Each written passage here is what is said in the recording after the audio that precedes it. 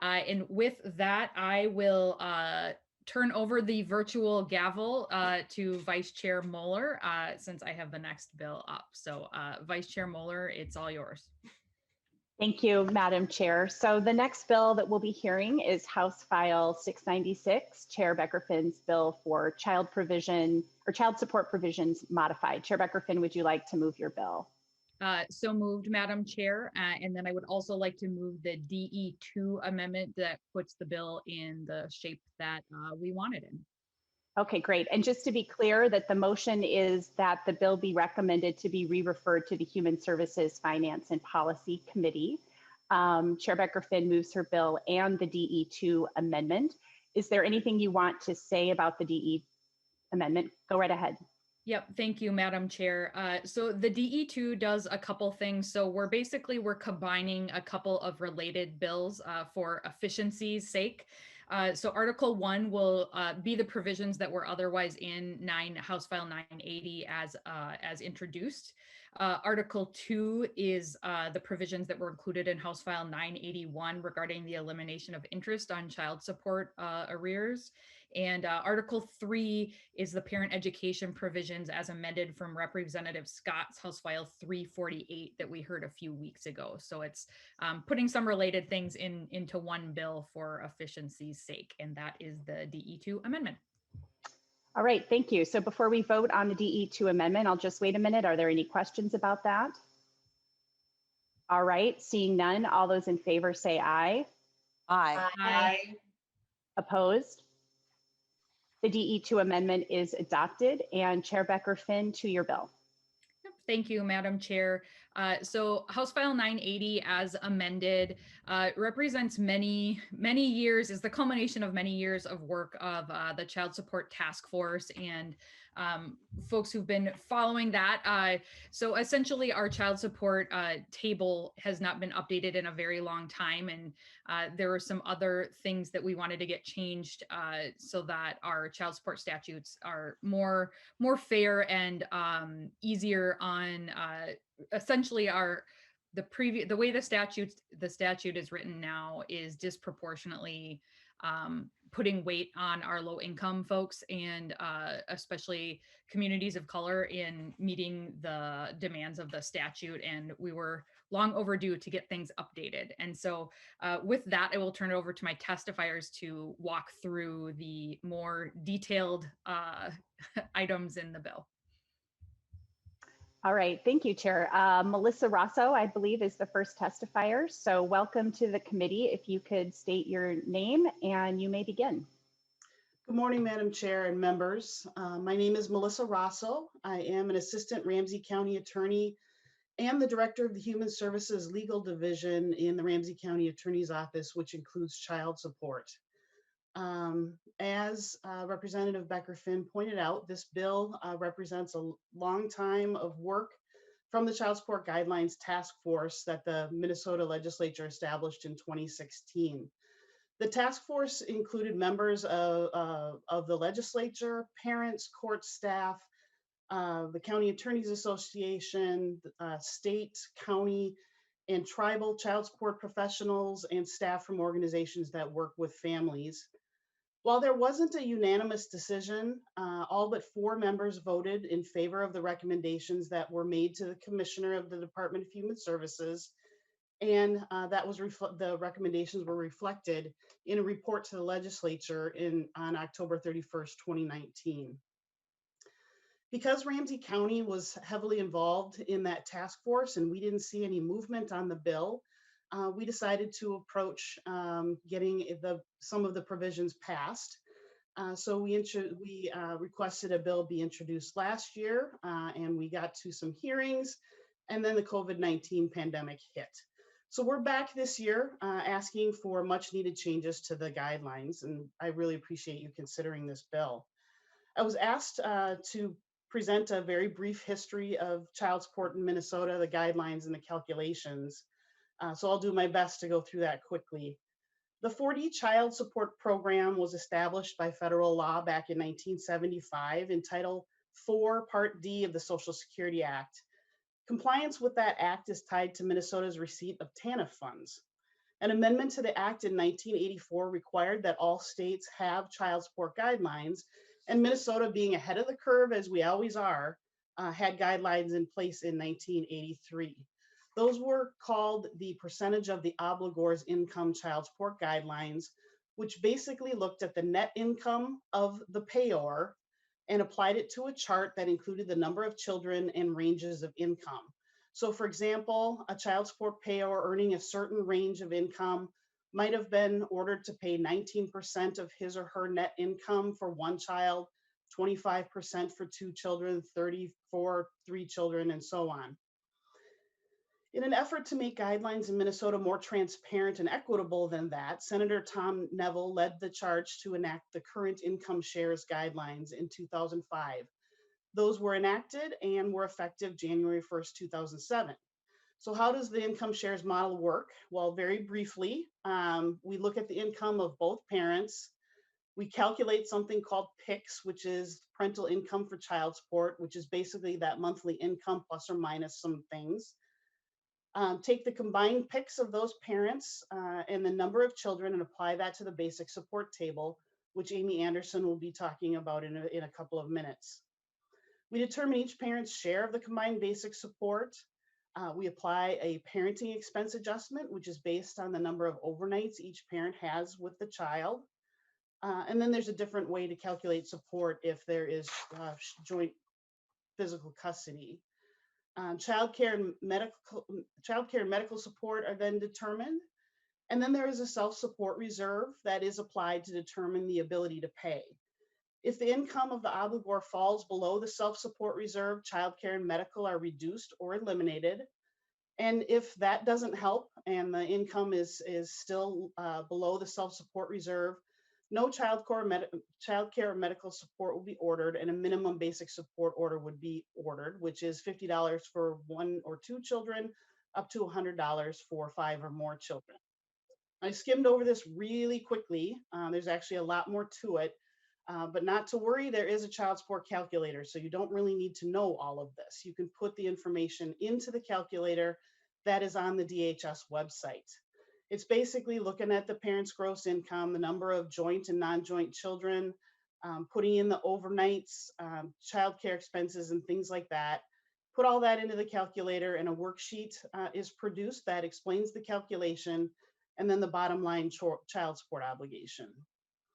So that's very, very quick. And before I turn things over to Amy Anderson, I thought I would talk about one of the pieces of the bill, which is the Consumer Credit Protection Reporting Proposal. That's found in section 10, starting at line 15.25. Last year, the legislature updated Minnesota statute section 518A.685 to accurately reflect that the consumer credit reporting agencies cannot accept reports from states of payments that are being made towards arrears if the arrears had already been reported to the credit bureau. Because updates about payments being made cannot be reported, it's important that county child support offices be allowed flexibility as to whether and when to report those arrears to the credit bureaus in the first place. And we think child support obligors should have the option to enter into a payment agreement and work with the county before that initial report even starts. So that's the part of the bill that we're asking for, is some flexibility and for the option for a payment agreement. Thanks for your attention to this portion, and I'll turn it over to Amy for more information on the guidelines table and other things. All right, great. Thank you so much. And Amy Anderson, welcome to the committee. Go ahead and introduce yourself and you can begin. Thank you, Madam Chair and members. As indicated, my name is Amy Anderson. I'm an assistant Ramsey County attorney.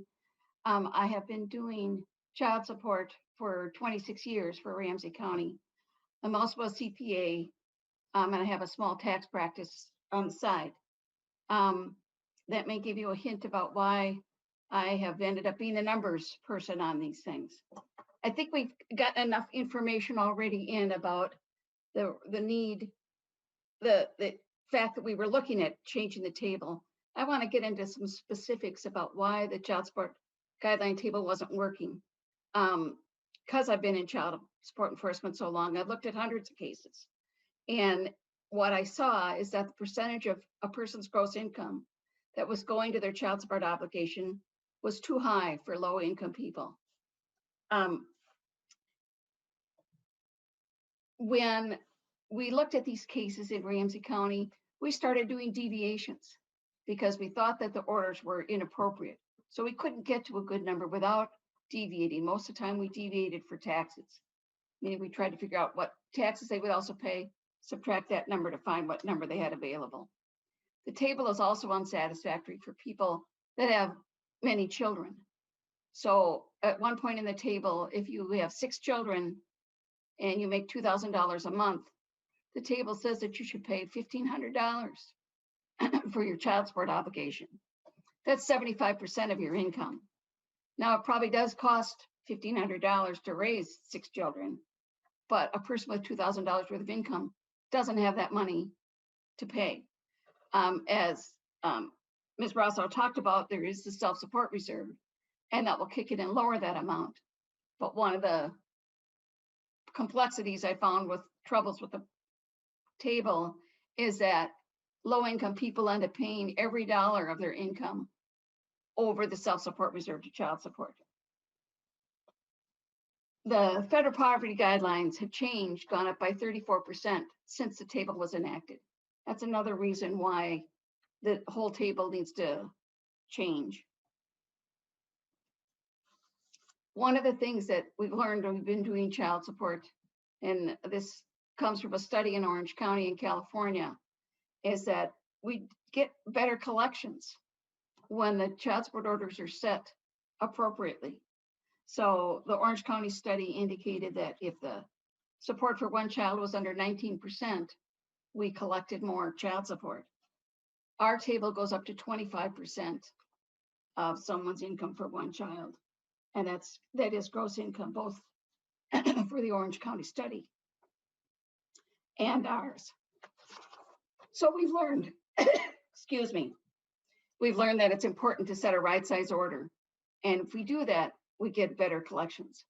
So the proposed table, the Child Support Task Force started working on in 2017.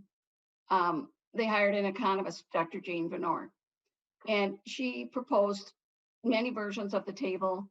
And the people at the task force would say, well, what about this? And what about that? And all the versions that we had that the task force presented with still had an issue in the low income piece, because Dr. Venor took the economics that said, this is how much people spend on raising children, and plugged it into the table. So everywhere in the table provided by Dr. Venor, it said 25.5% of your income should go to child support in the low incomes. So we knew that that's a problem. The task force knew it was a problem. Dr. Venor knew it was a problem. I so much knew it had been a problem for years that I had actually written my own table in 2014 because I didn't like the one we had.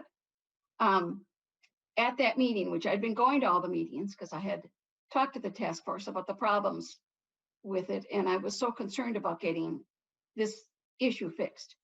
So at that meeting, I said, well, I can write you a table that will fix that low income issue. So they said, okay, well, we'll give you a shot at that. So that's what I did. I put together, spent some time revising my tables, and I actually revised them several more times to deal with issues as they came up. So I did the low income adjustment. So now on the proposed table that's before you, the highest percentage of income that's ever expected from someone's gross income is 16.5%. And that's for one child. It goes higher as there are more children, but it's significantly lower than the current table for multiple children as well.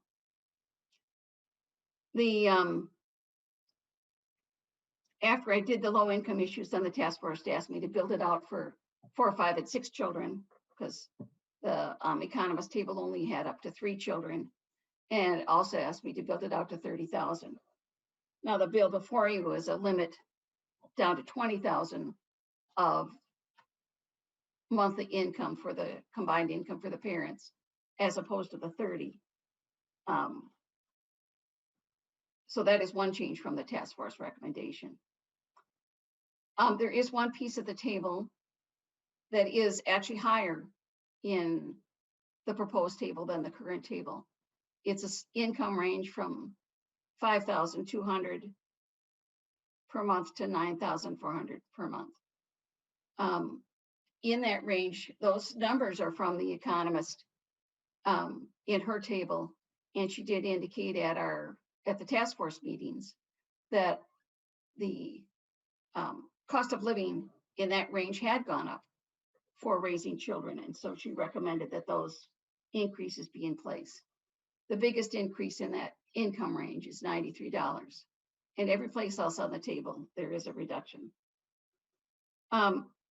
At the lower income of the table, I acknowledge that the one I produced is not really covering the cost of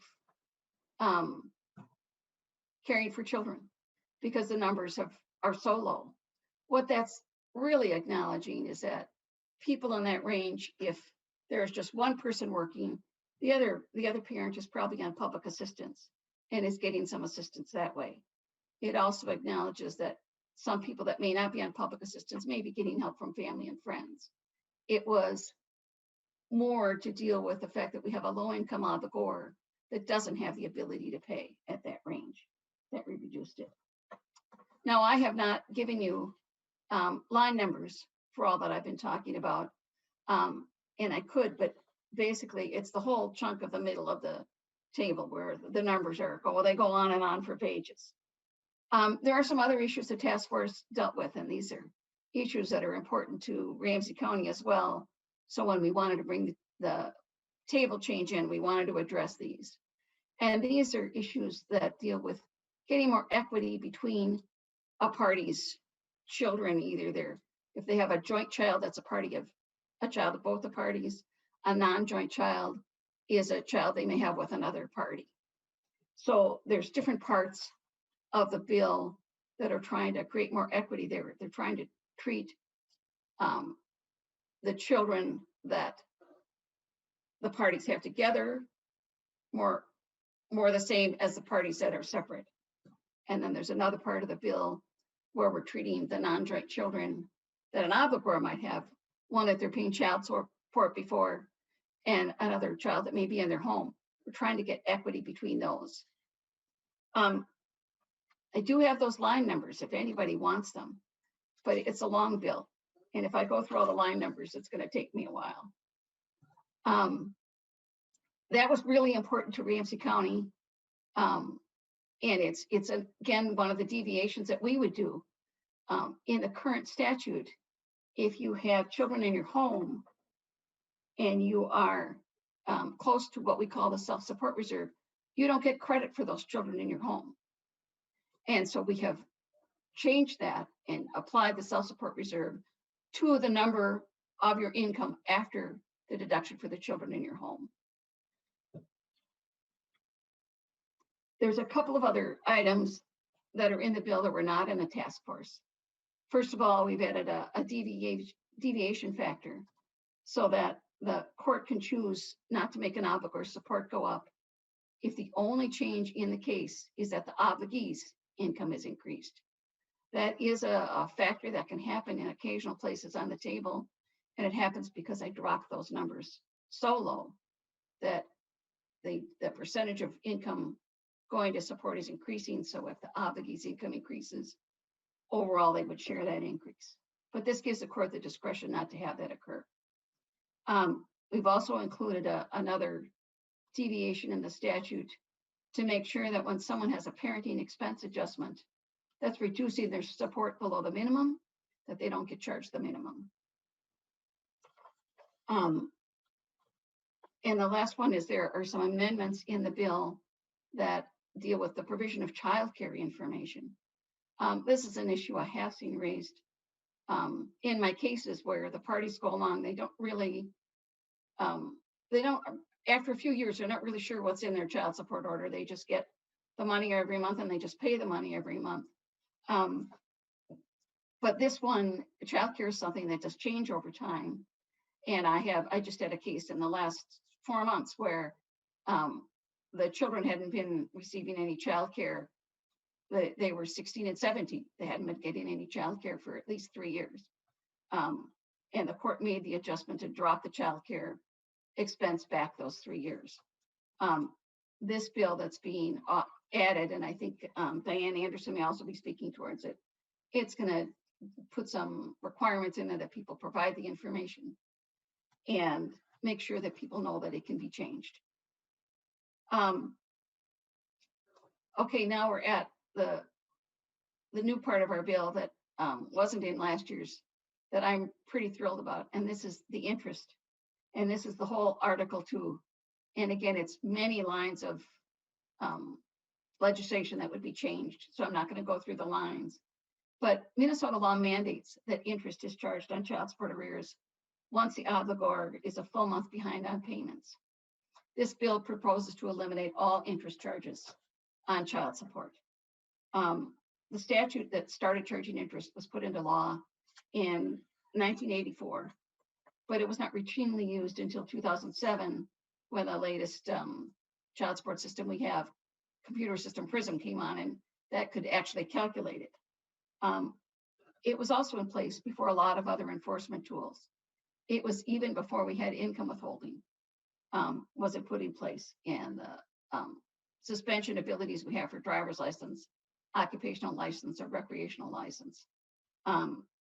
What we have found is that these other tools, significantly income withholding, are much better tools for enforcement than charging interest. There is a current piece in the bill that allows people to stop interest if they pay their child support plus a payment towards arrears on time for 12 months. And we have utilized that position very often. Ramsey County seeks out those cases and stops the interest. But what happens is, if you're a low-income obligor and you have a time period of unemployment or a job change, you might miss a payment or two, and you would lose the benefit of being able to do that. Or if you had already had it stopped, it could be reinstated just on a job change. So obviously getting rid of the interest altogether would solve that problem.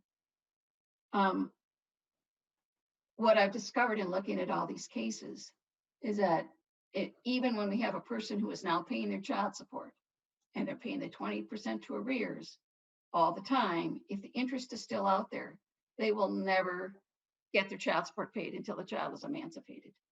So it's something that's really a key thing to stop people staying in debt for their child support obligations.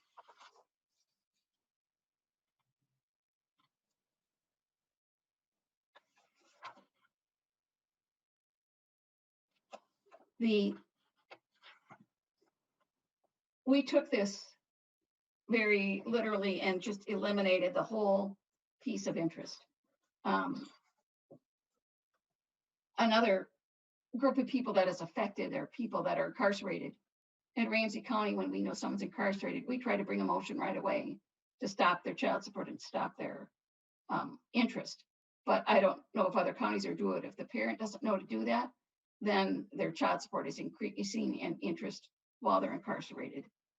There has been some studies about interest, and the federal government has been recommending that states take a look at what they're doing with interest. It has been tied to the increase of the growth of arrears that exist on child support. And that's another reason why we are recommending that the interest accrual on child support arrears be eliminated. Thank you all for your attention. And I'm available for questions, and so is Ms. Rosso. We're happy to answer anything. Any questions you have about the bill? All right, thank you very much. And we do have some more testifiers. I believe Diane Anderson, you're up next. Welcome back to the committee. If you want to introduce yourself and begin your testimony. Thank you, Madam Chair and members. My name is Diane Anderson, and I'm a former state representative, and I'm here to testify in support of sections 5, 6, and 7 of the bill. These sections modify the current statute regarding the child care support obligation, and we received technical assistance from DHS and worked with Legal Aid and Ramsey County on these sections of the bill. So that you know, there are three parts to the child support amount. There's a basic support, which is how you get the table. Then there's also a child care support amount and a medical support. The statute requires that the child care support must be based on the actual child care expenses, and the child care amount of the child support can be decreased effective on the date the child care expenses decreases, which this is not typical of other areas. Current law does not adequately address issues regarding how to change the child care amount when the child care expenses are decreased or they ended. And as you know, children age out of child care. The expense for child care may be increased or decreased based on the age of the child or a change in the type of the provider. So in many cases, the obligor is not notified when the child care expense changes or ends. This bill requires the obligee to notify the obligor when the child care expense ends or the child care amount changes. And the obligee is also required to give the obligor an annual verification with the child care expenses for the previous year. Currently, there are many obligors that are still paying child care portion of their child care support after the child care expense has ended. And there are many people who are still paying for this child care expense for their children when they're even 17 years of age. And there's not been a child care expense for a long time. And family law practitioners have also shared that this is an issue and that the child care expenses are not getting modified when there's no longer a child care expense. So one reason why the child support does not get changed is a lot of the time it's cost prohibitive for the people to go to get their child support modified. And so oftentimes the person is not even aware when there has been a change of the expense or that the child support amount has ended. So we would really like to have a low cost method for the parties to be able to modify the child support when the child care expense ends. So it's really great. Ramsey County has a procedure to help people in their county to get child support modified. They help the parties by drafting and submitting to the courts a stipulation. And we really would like to see this procedure used and implemented in other counties. There's nothing mandated in this bill that other counties have to do this, but we'd like to make other counties aware about what Ramsey County does and try and get this help for other people in other counties. So I appreciate your support and I'm available for questions. Thank you. All right, thank you so much. And Chair Becker-Finn, did you have a comment? Yeah, I just thought it was important to clarify regarding the interest and the changes, especially on the lower end of the table, that this doesn't actually necessarily mean that the parent who's receiving the child support is going to receive any less child support. It actually just makes it so that we're not increasing that burden on the obligor. So the payer of child support, people are only able to pay what they're able to pay. And so, we can add all this other stuff on there through the courts, but that doesn't actually increase their ability to pay. And so I think I just want to make that clear, that this isn't one side could kind of see this as like, oh, well, are you making it so that the parent receiving the child support is not getting what they're owed? And that isn't really what this is about at all. It's just making things more fair and more in line with what people are actually able to pay. And then to what the last testifier spoke to, I just also wanted to highlight that things tend to go into autopilot after a while with a lot of these cases, and folks don't even realize that both the person paying and the person receiving and nobody is sort of aware of how things could be updated to be more fair.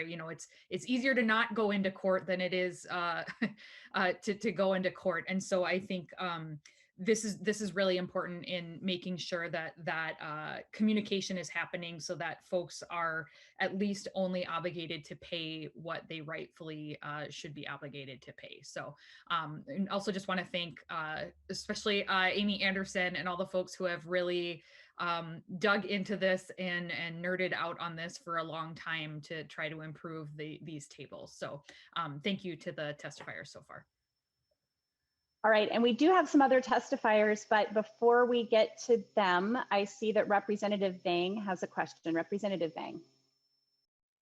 Thank you, Madam Chair. I just have a quick question.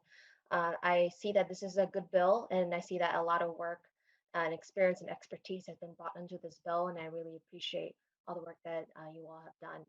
I just have a quick question on the charging interest on the arrears. I'm wondering if that is retroactive. If Miss Amy Anderson can answer that. Ms. Anderson. Thank you, Madam Chair and Representative Vang. This would not be a retroactive change to the interest. It would stop charging going forward. The interest that has already accrued would still remain out there. Madam Chair. Yes, any follow-up, Representative Vang? Yeah, if it could be retroactive, that would be great.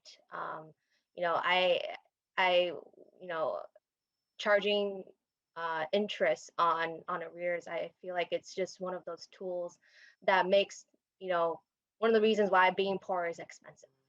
And you know, if that could be retroactive, I would like to see that added into there. And if that's a possibility. Thank you for that.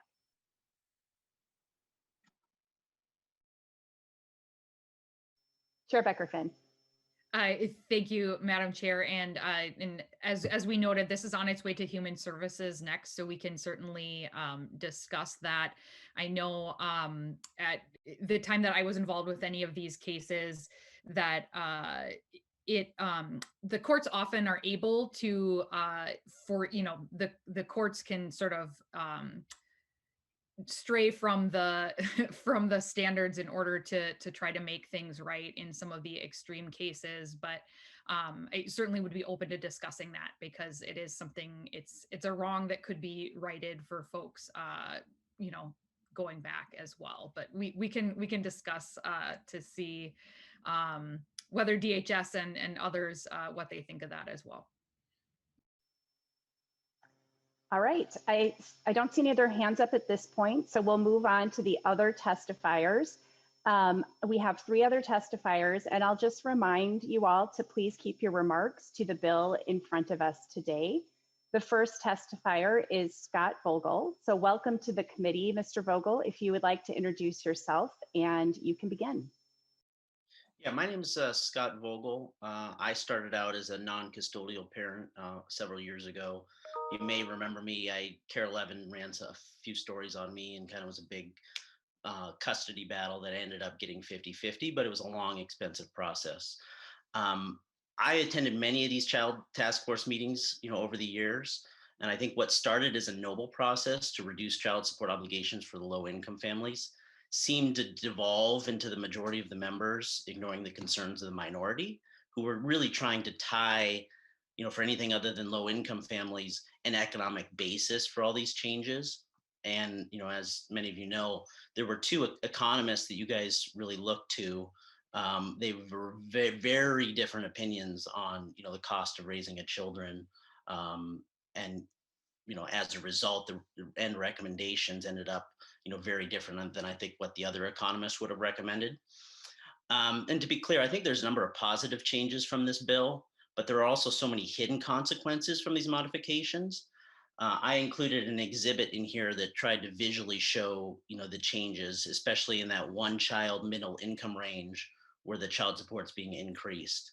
But you can tell that it's just non-equitable across the range. And I really don't think there's an economic basis for that. It just sort of is how the numbers ended up.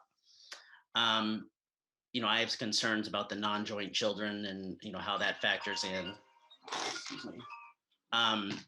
You know, so, you know, I have also concerns about the pre-tax versus post-tax income being used. And that was something that came up in the child support task force. You know, usually what the reasons I heard of not looking at net numbers, net of tax, was, quote, it's too hard to figure out. Or the other quote that astonished me was, you know, well, most separating couples have about the same income, so it's sort of a non-issue. In my case, that's very much not the case. Over 55% of my income goes out the door to taxes. And in my ex's situation, probably a negative tax rate, big differences. You know, I think when you look at the economic basis for the guideline tables based on USDA data, it's entirely based on intact families and what they choose to spend on children. And I think using that data to extrapolate how separated families are now legally required to spend on their children is fraught with problems. As an example, you know, why does the cost of children increase when a parent income increases? Do they spend more on children? Of course they do. The more discretionary income you have, the more you spend on schools, sporting events, all of that. But choosing to spend more, on children is different than what child support is supposed to be, is to meet that base requirement of making sure children aren't in poverty, they're not supported by government funds. So I think, so much of the child support table beyond the low income has turned into a lifestyle support table. And that's really where my concerns are. I think it's noble to, make some changes, and certainly at the low income level where people can't afford to make some of these high payments.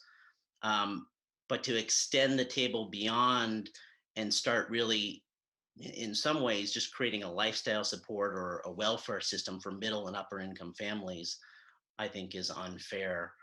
In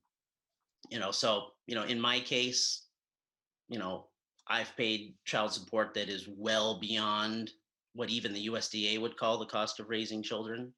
And it's very frustrating, as a non-custodial parent to see some of the numbers in these guideline tables.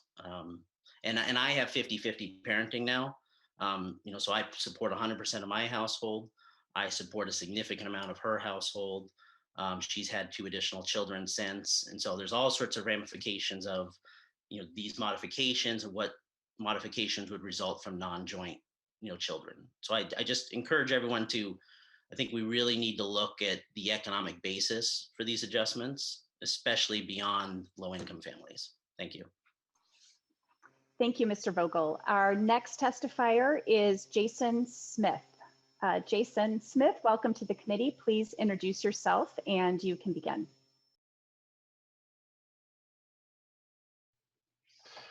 Hi, I'm Jason Smith. I live in North Mankato, Minnesota. I was on the Child Support Task Force. I'm a non-custodial parent, not by choice. I oppose this bill, HF980. I want to explain my reasons why. Well, part of this bill creates fairness for low-income, non-custodial parents that does not address the much larger issue. I'll speak on 2 of those. There is a severe economic and mathematical error in the child support model that is used in the Minnesota table. We had heard from 2 economists. Both of them use the same data. One of them used, along with the Minnesota table, the USDA model for determining the cost of raising a child. And in that, on average, cost of raising a child is $12,000 per year. It's $1,000 per month. And I'll assume some of you have children. And did you receive a raise when you had children? Did the income instantly increase? No, and that's the error. The USDA model assumes that there's an increase in out-of-pocket costs for raising a child. We, as a family, don't get raises when we have children. And so what happens within the family is that there is a redistribution of our family economics. It's not an increase in costs, it's a redistribution of what we spend our money on. Before we had children, we spend our money on much different things than when we do have children. The problem is what the child support table that we currently use, it is an increase in costs. It is a cost that is directly added to the non-custodial parent or the payee of child support. And that's not what really happens in families in the US. The other issue, and this is the most important one, and I really want you guys as legislators to understand this, there's no economic data or a model that accurately reflects the child expenses for 2 household families. All these models and all this data are from married households with children. And so the issue with the models used is that the median household income in Minnesota is roughly $72,000 per year. That's $6,000 a month. If we go over to our table at the $6,000 a month amount, we see a number that will be changed to $988. So we'll just call this $1,000. The issue is that 30% of this number, roughly $300, is housing expenses. Both parents have housing expenses, regardless of parenting time. Our current law allows, the presumption is 25% parenting time. That's every other weekend, one night a week. That parent has the housing cost, just as the other parent does. It doesn't change. And so the issue is that the payee, the parent that is paying child support, is paying for the other parent's housing costs, along with their own housing costs. The issue that we see here with this table is that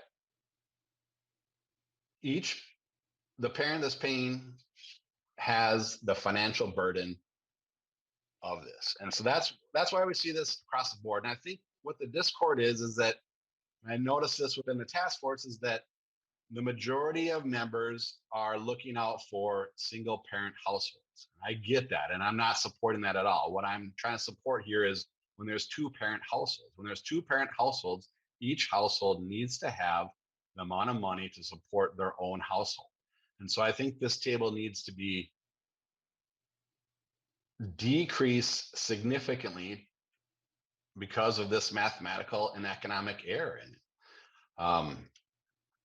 The other issue with this, and it seems Mr. like— Smith, I'm just going to Yes. stop you for just a second. If you could wrap up, please, because we do have another testifier and we do have member questions and we need to get to a vote. So if you could wrap up your final comment, that would be great. Yes, absolutely. It would seem that this table and a lot of these laws are just kind of created so Department of Human Services can have a better record of collecting child support and not really addressing underlying issues. I ask you guys all to read the report that we put out in 2019 from the task force, and especially the minority report at the end of that report. Thank you very much. Thank you, Mr. Smith. Our next testifier is Mike Sieber. Mr. Sieber, welcome to the committee. Please introduce yourself and begin with your testimony.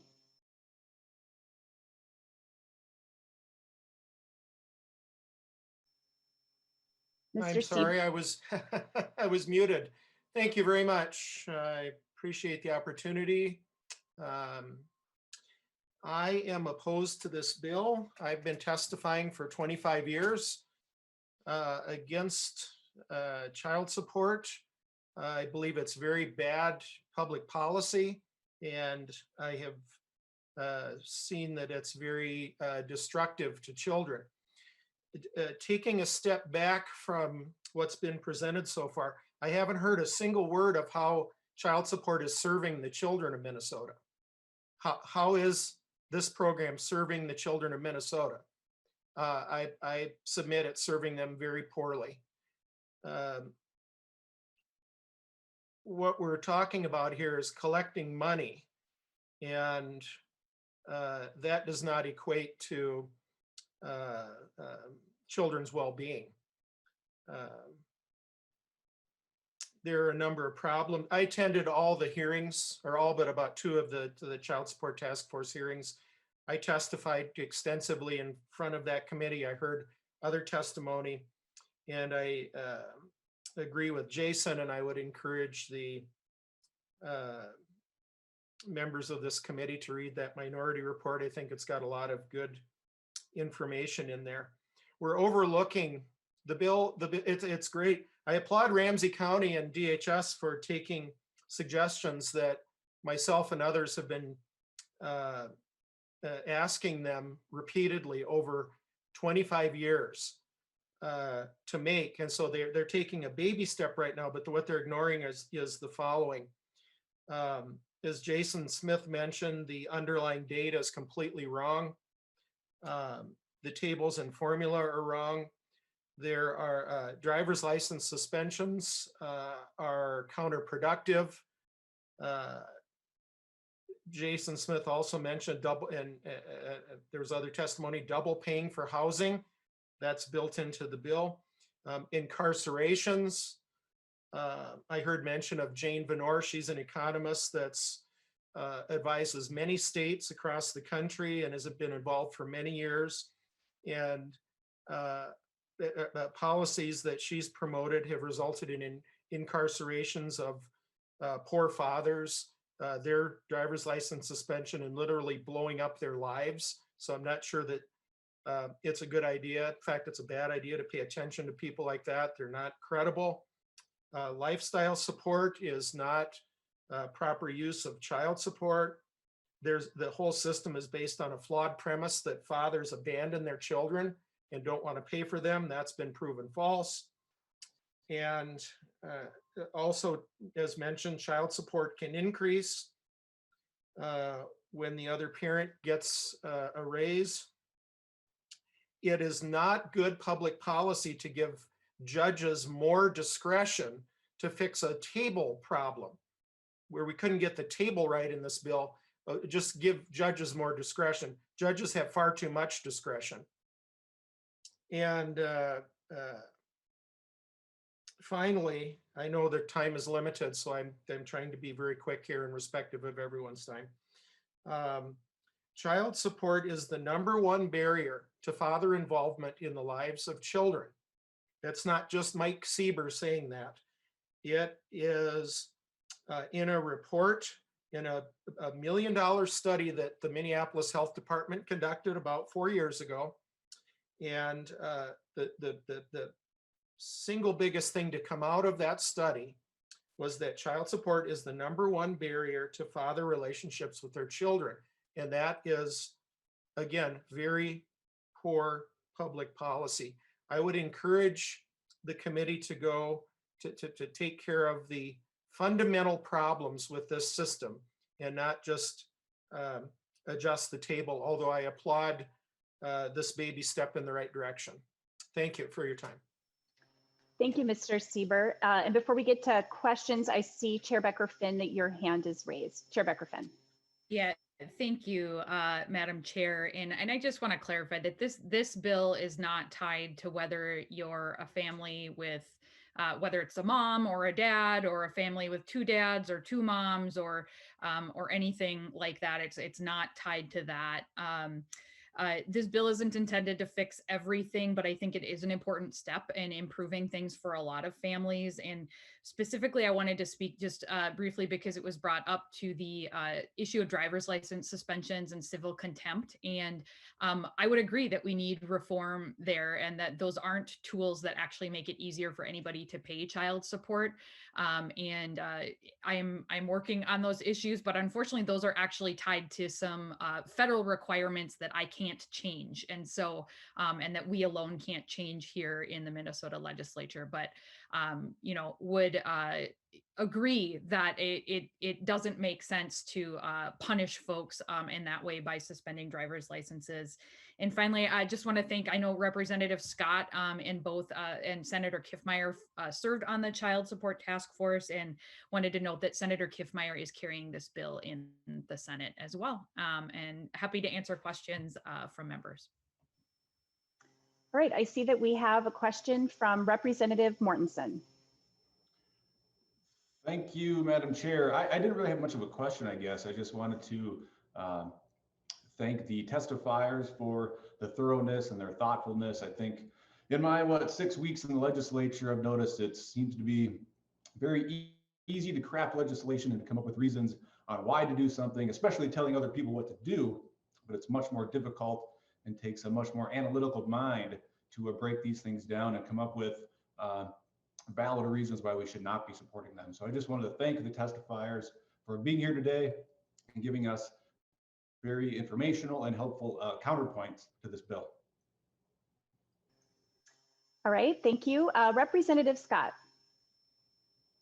Thank you, Madam Chair. And what Chair Becker-Finn did say is I was on the task force, and it wasn't the funnest activity I've ever participated in. We'll just put it that way. This is, as you can tell from the presentation of the bill today, family law it's a kind of a quagmire, to be honest. And there's so many different aspects, and it seems it's whack-a-mole. You want to do something right over here, and the minute you do that, another issue pops up over here. This bill is not perfect, the table is not perfect. And in fact, I signed the minority report. But right now, this is what we can get. And we have to address this, the self-support reserve, the low income folks that we're paying up to 75% of their income in child support. It's just, that's immoral. And I'm not saying the rest of the table is a moral document. I'm not saying that. I think it needs work. But right now, my main concern is that we're not impoverishing parents and children. And also this child care piece, that was a bill that I carried. I want to thank Diane Anderson on that. To me, that's just a no-brainer. It needs to be articulated better in statute so that people understand, once their kid is 15 years old, you do not pay child support anymore, or you don't pay that part of your child support anymore. It's fallen off. And as Chair Becker-Finn said, people just get on autopilot and they forget that they need to notify the other parent that, hey, kid's not in daycare anymore. So anyway, again, the bill is not perfect, but there are many good things in this bill. And I would encourage members to support it. Thank you. Thank you, Representative Scott, for your comments and for all your work on these issues. Chair Liebling. Thank you, Madam Chair. And I just briefly want to kind of actually build on what Representative Scott just said, and just to kind of call out something that is kind of behind her remarks, which is, it is much easier to find a problem with something that's being proposed than it is to actually come up with a proposal to solve a problem and work to solve a problem. And there are very few perfect solutions in the legislature. And we often are deciding between, which is the best of solutions that are not perfect. So I just really want to call that out. And Representative Scott knows I don't always agree with her on these issues, but they are very difficult issues. And I thank her for the work that she puts in and her attempt to honestly grapple with them and find real solutions. And this is just a very challenging issue. And, but, just wanted to call that out, that it's much easier to be a critic of whatever is put before us than it is to say, let's actually pull together and try to find a solution, as imperfect as it may be. Thank you. Thank you, Chair Liebling. Representative Johnson.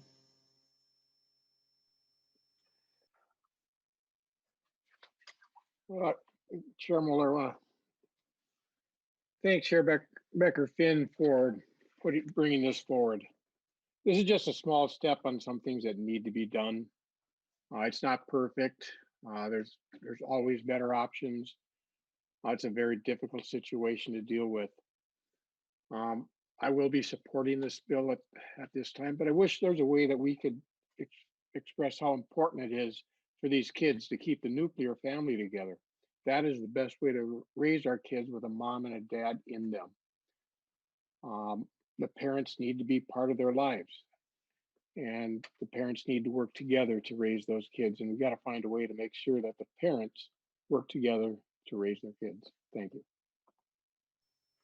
Thank you, Representative Johnson. I don't see any other member hands up, so I'll turn it back to you, Chair Becker-Finn, for final comments on the bill. Yep. Thank you, Chair Moeller. And I appreciate the discussion today. I think as Representative Scott noted, this is really complicated stuff. It is when you fix one thing, maybe you create a problem somewhere else. And I think the other important thing, as I mentioned before, is the interplay with federal law as well. And it was stated very early in the discussion of this bill, but a reference to 4D, and that's a federal funding source. And so there's a lot of acronyms and a lot of things that are very specialized in this area of law. And it's one of those things where we can't let the perfect be the enemy of the good. And the overall, this is a good bill. It's no bill is going to fix everything, but I think this does improve things in an area that really does need improvement. And finally, I will say, yes, of course, our kids do better when we have more people loving them and supporting them, whether that's you know, a family with grandparents in the home, or you know, 2 moms or 2 dads, you know, whatever it is. I think the more people we have supporting our kids in every way is incredibly important. And ultimately, that, I mean, that is the point of working on these issues, is to make things better for our kids. And so I appreciate the testimony and the discussion today, and would ask for members' support. And with that, Madam Chair, I will renew my motion that House File 980 as amended be recommended to be re-referred to the Committee on Human Services, Finance, and Policy. Okay, having renewed that motion and seeing no other member questions, the clerk will take the roll. Chair Becker-Finn, Aye. Representative Mueller, Aye. Representative Scott, Aye. Representative Feist, Aye. Representative Frazier, Aye. Representative Grossel, Aye. Representative Herr, Aye. Representative Hollins, Aye. Representative Johnson, Aye. Representative Liebling, Aye. Representative Long, Aye. Representative Mortensen, No. Representative Novotny, Aye. Representative Farr, Aye. Representative Robbins, Aye. Representative Vang, Aye. and Representative Zhang. Aye. There are 16 ayes and 1 nay. All right, there being 16 ayes and 1 nay, the motion prevails, and House File 980 as amended is recommended to be re-referred to the Human Services, Finance, and Policy Committee. And I will turn the gavel back over to Chair Becker-Finn to close us out.